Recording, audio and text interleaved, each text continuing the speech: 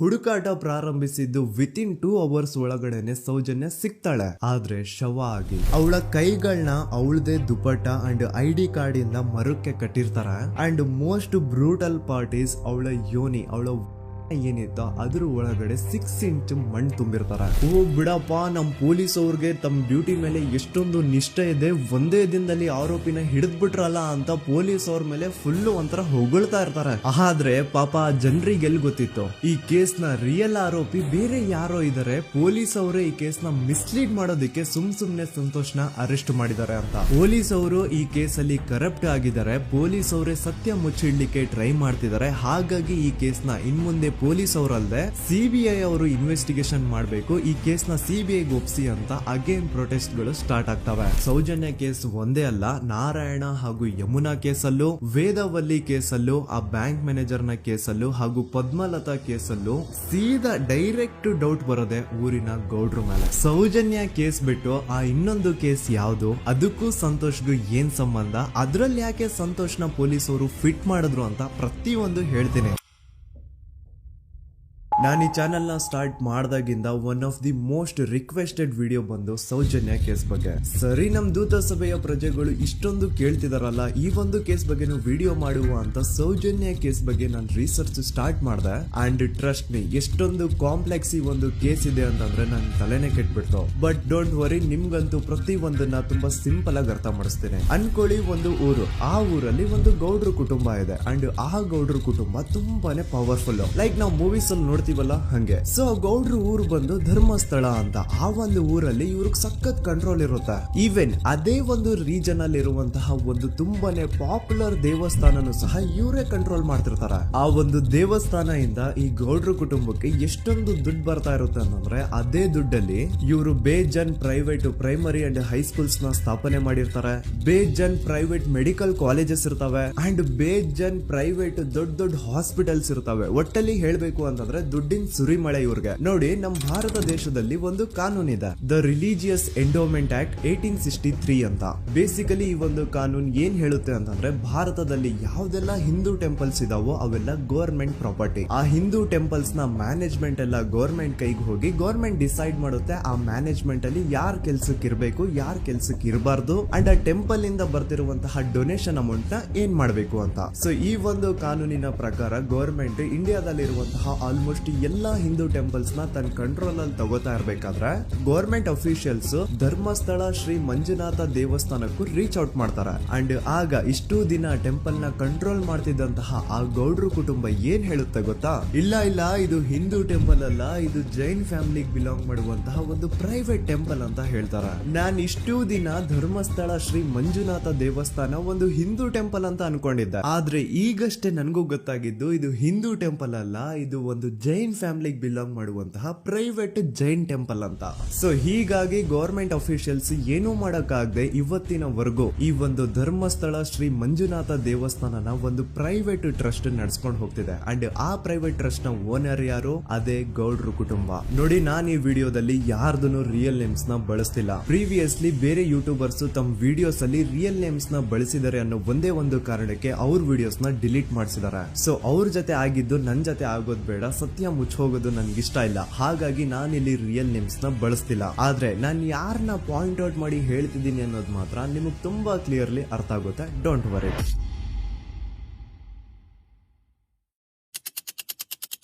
ದಿನಾಂಕ 9/10/2012. A very normal day for every one except Soujanya.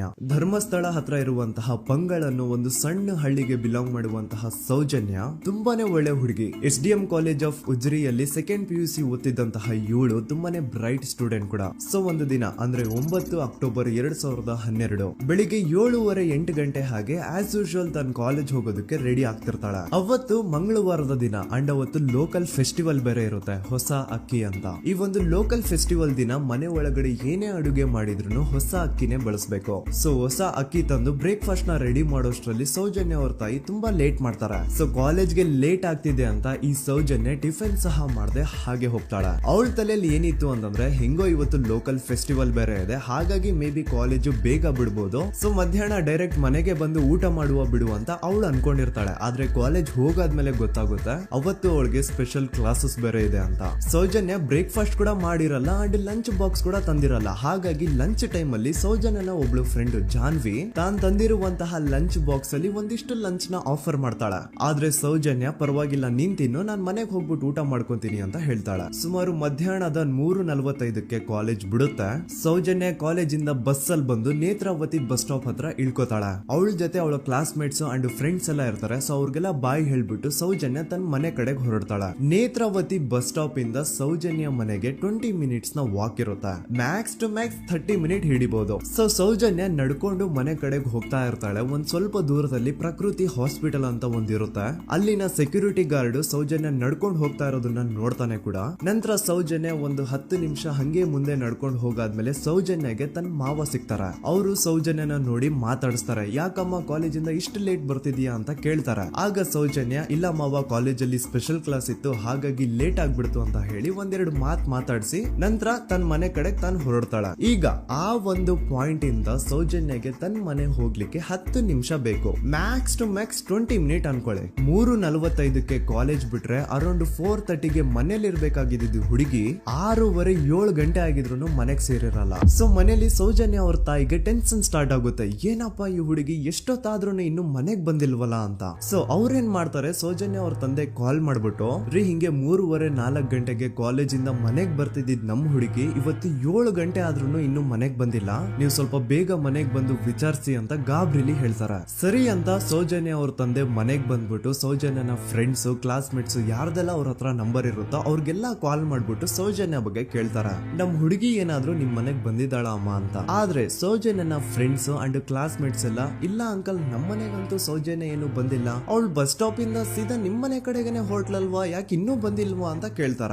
ಆಗ ಸೌಜನ್ಯ ಅವ್ರ ತಂದೆ ಇಲ್ಲಮ್ಮ ಬಂದಿಲ್ಲ ಹಾಗಾಗಿನೇ ಕಾಲ್ ಮಾಡಿರೋದು ಅಂತ ಹೇಳಿ ಕಾಲ್ ಕಟ್ ಮಾಡ್ತಾರ. ದೆನ್ ಸೌಜನ್ಯ ಅವ್ರ ತಂದೆ ಸೌಜನ್ಯ ಅವ್ರ ಮಾವ ಕಾಲ್ ಮಾಡ್ತಾರ. ಅಳಿಯ ಎಲ್ಲಿದ್ಯಾ, ನನ್ ಮಗಳು ಇನ್ನು ಮನೆಗ್ ಬಂದಿಲ್ಲ, ನೀನೇನಾದ್ರೂ ಅವಳನ್ನ ನೋಡ್ದ ಅಂತ ಕೇಳ್ತಾರ. ಆ ಕಡೆಯಿಂದ ಅವರು ಸೌಜನ್ಯನ ಮಾವ ಹೇಳ್ತಾರೆ, ನಾನ್ ನೋಡ್ದೆ 4:15 ಹಾಗೆ ಆ ಹುಡುಗಿ ಕಾಲೇಜಿಂದ ಬರ್ಬೇಕಾದ್ರೆ ನನಗ್ ಕಾಣಿಸಿದ್ಲು, ನಾನ್ ಸ್ವಲ್ಪ ಮಾತಾಡ್ದೆ ಅವಳ ಹತ್ರ, ಅದಾದ್ಮೇಲೆ ಅವಳು ಮನೆ ಕಡೆ ಹೋದ್ಲಲ್ಲ, ಯಾಕೆ ಇನ್ನೂ ಬಂದಿಲ್ವಾ ಅಂತ ಅವರೇ ಉಲ್ಟಾ ಕ್ವಶನ್ ಕೇಳ್ತಾರ. ಈ ಕಡೆ ಸೌಜನ್ಯ ಅವ್ರ ತಂದೆ ಇಲ್ಲ 7 ಗಂಟೆ ಆದ್ರೂ ಮಗು ಇನ್ನು ಮನೆಗ್ ಬಂದಿಲ್ಲ, ನಮ್ಗೆ ಯಾಕೋ ತುಂಬಾ ಗಾಬರಿ ಆಗ್ತಿದೆ, ನೀನೊಂದ್ ಕೆಲ್ಸ ಮಾಡು ನಮ್ಮವ್ರನ್ನೆಲ್ಲ ಸೇರ್ಸು ಎಲ್ರೂ ಸೇರಿ ಹುಡುಕುವ ಅವಳನ್ನ ಅಂತ ಸುಮಾರು ರಾತ್ರಿ 7 ಗಂಟೆಯಿಂದ ಹಿಡಿದು 11 ಗಂಟೆವರೆಗೂ ಸೌಜನ್ಯನ ಮನೆಯವರು ಅಂಡ್ ಊರಿನ ಜನ 200-300 ಜನ ಸೇರ್ಕೊಂಡು ಸೌಜನ್ಯನ ಹುಡುಕ್ತಾರೆ. ಆದ್ರೆ ಸೌಜನ್ಯನ ಒಂದು ಸುಳಿವು ಸಿಗಲ್ಲ. ಸೊ ಕೊನೆಗೆ ಸಹಾಯ ಕೇಳ್ತಾ ರಾತ್ರಿ 11 ಗಂಟೆ ಹಾಗೆ ಸೌಜನ್ಯನ ತಂದೆ ತಾಯಿ ಅಂಡ್ ಊರಿನ ಜನ ಎಲ್ಲ ಬೆಳ್ತಂಗಡಿ ಪೊಲೀಸ್ ಸ್ಟೇಷನ್ ಹತ್ರ ಹೋಗ್ತಾರ. ಅಲ್ಲಿ ಪೊಲೀಸ್ ಅವ್ರ ಹತ್ರ ಕಾಲೇಜ್ ಹೋಗಿದ್ ನಮ್ ಹುಡುಗಿ ಇಷ್ಟೊತ್ತಾದ್ರೂ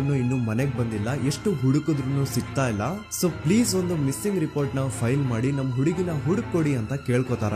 ಆದ್ರೆ ಪೊಲೀಸ್ ಅವರು ಒಪ್ಪಲ್ಲ. ಇಲ್ಲ ಯಾವುದೇ ಪರ್ಸನ್ ಮಿಸ್ಸಿಂಗ್ ಆದ್ರೆ ಆಫ್ಟರ್ 24 ಅವರ್ಸ್ ಆದ್ಮೇಲೆ ರಿಪೋರ್ಟ್ ಫೈಲ್ ಮಾಡಕ್ಕಾಗೋದು. ಸೊ ನೀವ್ ಒಂದ್ ಕೆಲ್ಸ ಮಾಡಿ, ಈಗ ಮನೆಗ್ ಹೋಗಿ ನಾಳೆ ಬೆಳಿಗ್ಗೆವರೆಗೂ ನೋಡಿ, ನಾಳೆ ಬೆಳಿಗ್ಗೆವರೆಗೂ ನಿಮ್ ಮಗಳು ನಿಮ್ ಮನೆಗ್ ಬಂದಿಲ್ಲ ಅಂತಂದ್ರೆ ಆಗ ಬಂದ್ಬಿಟ್ಟು ಮಿಸ್ಸಿಂಗ್ ರಿಪೋರ್ಟ್ ನ ಫೈಲ್ ಮಾಡಿಸಿ ಅಂತ ಹೇಳಿ ಕಳಿಸ್ತಾರ. ಆಗ ಆಲ್ಮೋಸ್ಟ್ ಮಿಡ್ ನೈಟ್ ಆಗಿರೋದ್ರಿಂದ ಅಂಡ್ ಮಳೆ ಬೇರೆ ತುಂಬಾ ಜೋರಾಗಿ ಬರ್ತಾ ಇರುತ್ತೆ. ಸೊ ಈ ಸಿಚುವೇಶನ್ ಅಲ್ಲಿ ಸೌಜನ್ಯನ ಹುಡುಕ್ಲಿಕ್ಕೆ ಆಗಲ್ಲ. ನಾಳೆ ಬೆಳಿಗ್ಗೆ ಸೇರ್ಕೊಂಡು ಅಗೇನ್ ಎಲ್ರು ಸೌಜನ್ಯನ ಹುಡುಕುವ ಅಂತ ಸೌಜನ್ಯನ ಮನೆಯವರು ಅಂಡ್ ಊರಿನ ಜನ ಎಲ್ರು ತಮ್ಮ ಮನೆಗೆ ಹೋಗ್ಬಿಡ್ತಾರ.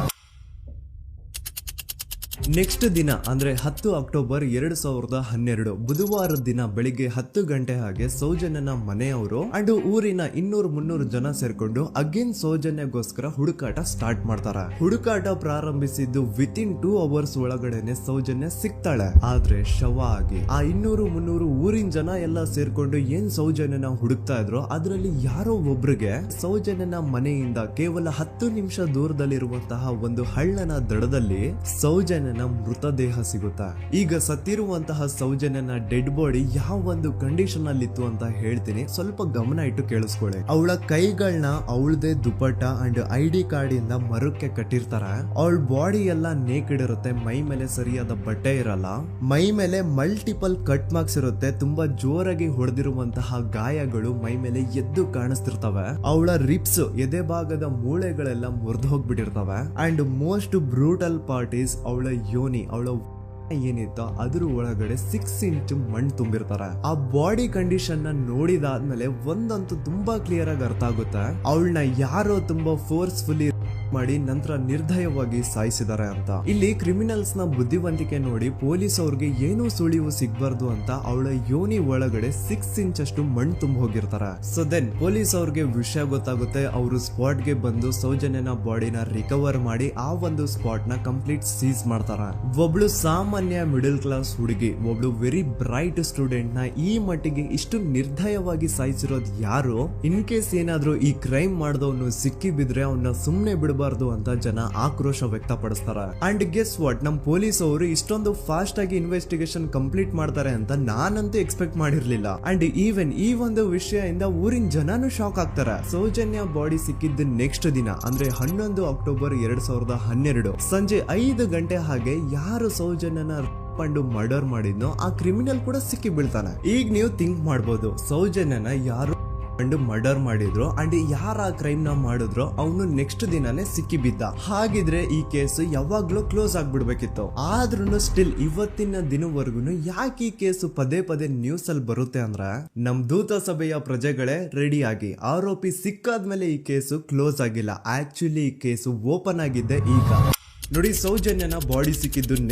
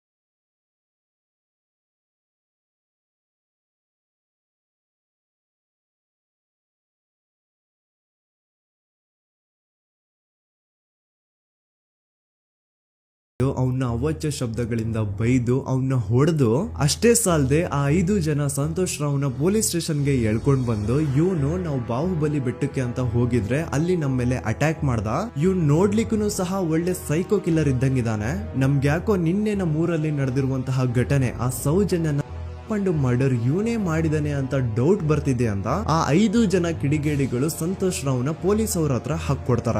ಅಂಡ್ ಪೊಲೀಸ್ ಅವ್ರು ಕೂಡ ಎಂತವ್ರು ನೋಡಿ, ಯಾರೋ 5 ಜನ ಕಿಡಿಗೇಡಿಗಳು ಬಂದು ಇವನೇ ಕೊಲೆ ಮಾಡಿದಾನೆ ಅಂತ ಹೇಳಿದ ತಕ್ಷಣ ಹಿಂದೆ ಮುಂದೆ ಕ್ರಾಸ್ ಚೆಕ್ ಮಾಡದೆ ಸಂತೋಷ್ ರಾವ್ನ ಅರೆಸ್ಟ್ ಮಾಡಿ ಸೌಜನ್ಯ ಕೇಸ್ ನ ಆರೋಪಿ ಸಿಕ್ಕಿದಾನೆ ಅಂತ ಎಲ್ಲಾ ಕಡೆ ಘೋಷಣೆ ಮಾಡ್ಬಿಡ್ತಾರ. ಜನರಿಗೆ ಈ ಕಡೆ ಒಂಥರ ನೆಮ್ಮದಿ, ಓ ಬಿಡಪ್ಪ ನಮ್ ಪೊಲೀಸ್ ಅವ್ರಿಗೆ ತಮ್ಮ ಡ್ಯೂಟಿ ಮೇಲೆ ಎಷ್ಟೊಂದು ನಿಷ್ಠೆ ಇದೆ, ಒಂದೇ ದಿನದಲ್ಲಿ ಆರೋಪಿನ ಹಿಡಿದ್ಬಿಟ್ರ ಅಂತ ಪೊಲೀಸ್ ಅವ್ರ ಮೇಲೆ ಫುಲ್ ಒಂಥರ ಹೊಗಳ್ತಾ ಇರ್ತಾರೆ. ಆದ್ರೆ ಪಾಪ ಜನರಿಗೆ ಎಲ್ಲಿ ಗೊತ್ತಿತ್ತು ಈ ಕೇಸ್ ನ ರಿಯಲ್ ಆರೋಪಿ ಬೇರೆ ಯಾರೋ ಇದಾರೆ, ಪೊಲೀಸ್ ಅವರೇ ಈ ಕೇಸ್ ನ ಮಿಸ್ಲೀಡ್ ಮಾಡೋದಕ್ಕೆ ಸುಮ್ನೆ ಸಂತೋಷ್ ನ ಅರೆಸ್ಟ್ ಮಾಡಿದ್ದಾರೆ ಅಂತ. ಸೊ ಸಂತೋಷ್ ರಾವ್ ಒಂದು ಹುಡುಗಿಯ ರೇಪ್ ಅಂಡ್ ಮರ್ಡರ್ ಕೇಸ್ ಅಲ್ಲಿ ಅರೆಸ್ಟ್ ಆಗಿದ್ದಾನೆ ಅನ್ನೋ ವಿಷಯ ಸಂತೋಷ್ ನ ತಾಯಿಗೆ ಗೊತ್ತಾದಾಗ ಅವ್ರ ಪಾಪ ನೋವಲ್ಲಿ ಕುರ್ಗಿ ಸಾಯ್ತಾರ. ಅಂಡ್ ಇನ್ನು ಅವ್ರ ತಂದೆ ಒಂದು ಕಡೆ ಪಾಪ ಹೆಂಡತಿನ ಕಳ್ಕೊಂಡಿರುವಂತಹ ನೋವು, ಇನ್ನೊಂದು ಕಡೆ ಮಗ ನೋಡಿದ್ರೆ ಯಾವ್ದೋ ಫಾಲ್ಸ್ ಕೇಸ್ ಅಲ್ಲಿ ಅರೆಸ್ಟ್ ಆಗಿದ್ದಾನೆ. ಈ ಕಡೆ ಕೇಸ್ ನ ಇನ್ವೆಸ್ಟಿಗೇಷನ್ ನಡೀತಾ ಇದೆ. ಅಂಡ್ ಇಲ್ಲಿ ನಾನು PSI ಯೋಗೇಶ್ ಅವ್ರ ಬಗ್ಗೆ ಅಂತೂ ಮೆನ್ಷನ್ ಮಾಡ್ಲೇಬೇಕು. ಈ ಪೊಲೀಸ್ ಆಫೀಸರು ಗೊತ್ತಿದ್ದು ಈ ತಪ್ಪನ ಮಾಡಿದ್ರು ಅಥವಾ ಗೊತ್ತಿಲ್ದೇನೆ ಈ ತಪ್ಪನ ಮಾಡಿದ್ರು ನನ್ಗಂತೂ ಗೊತ್ತಿಲ್ಲ.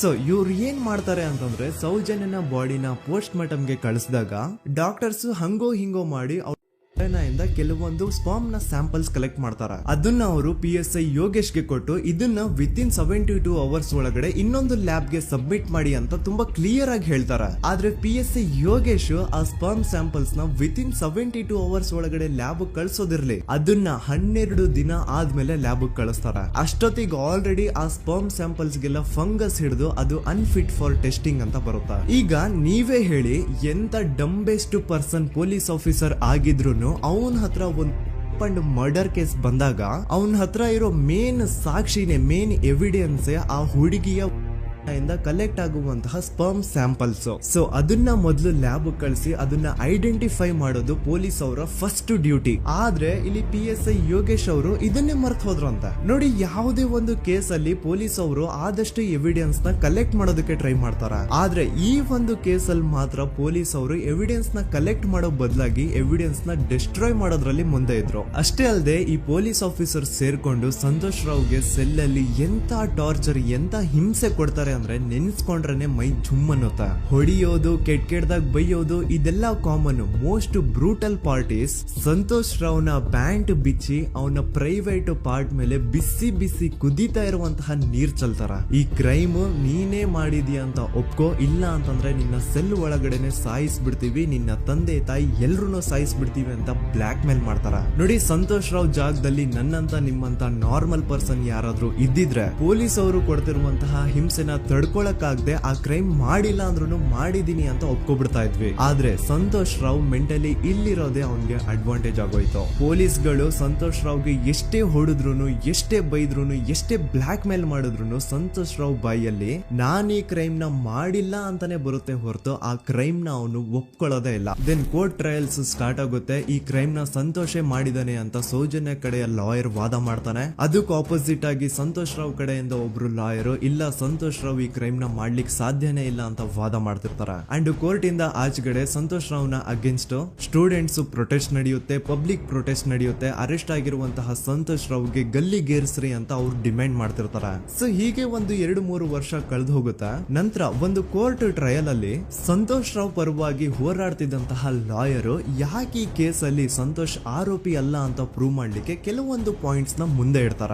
ಅದೇನಂತಂದ್ರೆ, ಮೊದಲನೇದಾಗಿ ಸಂತೋಷ್ ರಾವ್ ಈ ಕ್ರೈಮ್ ನ ಮಾಡಿದಾನೆ ಅಂತ ಒಬ್ರು ಒಂದು ಐ ವಿಟ್ನೆಸ್ ಇರಲ್ಲ. ಇನ್ನೊಂದೇನು ಅಂತಂದ್ರೆ, ಯಾವೊಂದು ಕಂಡೀಷನ್ ಅಲ್ಲಿ, ಯಾವೊಂದು ಬ್ರೂಟಲ್ ಕಂಡೀಷನ್ ಅಲ್ಲಿ ಸೌಜನ್ಯನ ಬಾಡಿ ಸಿಕ್ಕಿತ್ತೋ ಅದನ್ನ ಗಮನದಲ್ಲಿಟ್ಕೊಂಡು ಸ್ವಲ್ಪ ಪ್ರಾಕ್ಟಿಕಲ್ ಆಗಿ ಥಿಂಕ್ ಮಾಡಿದ್ರೆ ಆ ಒಂದು ಭೀಕರ ಕ್ರೈಮ್ ನ ಒಬ್ನೇ ಮಾಡ್ಲಿಕ್ಕೆ ಸಾಧ್ಯನೇ ಇಲ್ಲ. ಇನ್ನೊಂದು ಪಾಯಿಂಟ್ ಏನು ಅಂತಂದ್ರೆ, ಸೌಜನ್ಯನ ಇಂದ ಪೊಲೀಸ್ ಅವ್ರಿಗೆ ಯಾವುದೇ ಸ್ಪರ್ಮ್ ಸ್ಯಾಂಪಲ್ ಸಿಗ್ಬಾರ್ದು ಅಂತ 6 ಇಂಚು ಅಷ್ಟು ಮಣ್ಣು ಹಾಕಿರ್ತಾರ. ಸೊ ಈಗ ನೀವೇ ಹೇಳಿ, ಮೆಂಟಲಿ ಇಲ್ಲಿರುವಂತಹ ಪರ್ಸನ್ಗೆ ಇಷ್ಟೊಂದು ಬುದ್ಧಿವಂತಿಕೆ ಇರುತ್ತಾ ಅನ್ಕೊಳ್ಳಿ. ಅಷ್ಟೊಂದು ಬುದ್ಧಿವಂತಿಕೆ ಅವ್ನಿಗಿದ್ರು ಆ ಕ್ರೈಮ್ ಮಾಡಾದ್ಮೇಲೆ ಅವನ ಆ ಊರಿಂದ ಓಡ್ ಹೋಗ್ಬೋದಾಗಿತ್ತು. ಆದ್ರೆ ಮತ್ತ್ಯಾಕೆ ಅವನು ಅದೇ ಊರಲ್ಲೇ ಇರ್ತಾನೆ. ಅಂಡ್ ಸೌಜನ್ಯ ಕೊನೆಯದಾಗಿ ಪ್ರಕೃತಿ ಹಾಸ್ಪಿಟಲ್ ಮುಂದ್ಗಡೆಯಿಂದ ನಡ್ಕೊಂಡು ಹೋಗ್ತಾ ಇರ್ಬೇಕಾದ್ರೆ ಆ ಪ್ರಕೃತಿ ಹಾಸ್ಪಿಟಲ್ ನ ಸೆಕ್ಯೂರಿಟಿ ಗಾರ್ಡ್ ನೋಡ್ತಾನೆ. ಅಂಡ್ ಪ್ರಕೃತಿ ಹಾಸ್ಪಿಟಲ್ ನ ಆಚೆಗಡೆ CCTV ಕ್ಯಾಮರಾನು ಇರುತ್ತೆ. ಸಡನ್ಲಿ ಆ CCTV ಫುಟೇಜ್ ಕೂಡ ಕಾಣೆ ಆಗ್ಬಿಡುತ್ತಾ. ಇನ್ನೊಂದೇನು ಅಂತಂದ್ರೆ, ಸೌಜನ್ಯನ ಮರ್ಡರ್ ಆಗಿದ್ದು ನೆಕ್ಸ್ಟ್ ದಿನಾನೇ ಪೊಲೀಸ್ ಅವರು ಆರೋಪಿನ ಹಿಡಿದ್ರು. ಸೊ ಹಾಗಿದ್ದಾಗ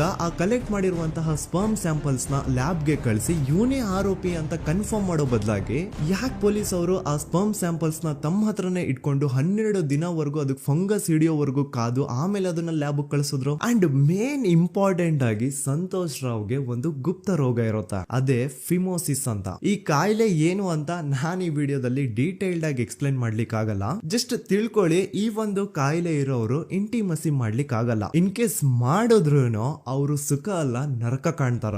ಸೊ ಇಷ್ಟೆಲ್ಲ ವ್ಯಾಲಿಡ್ ಪಾಯಿಂಟ್ಸ್, ಇಷ್ಟೆಲ್ಲ ಫ್ಯಾಕ್ಟ್ಸ್ ಕಣ್ ಮುಂದೆ ಇರ್ಬೇಕಾದ್ರೆ ಸ್ಟಿಲ್ ಪೊಲೀಸ್ ಅವರು ಯಾಕೆ ಈ ಕ್ರೈಮ್ ನ ಸಂತೋಷ್ ರಾವೇ ಮಾಡಿದಾನೆ ಅಂತ ಇವನ್ ಹಿಂದೆ ಬಿದ್ದಿದ್ದಾರೆ.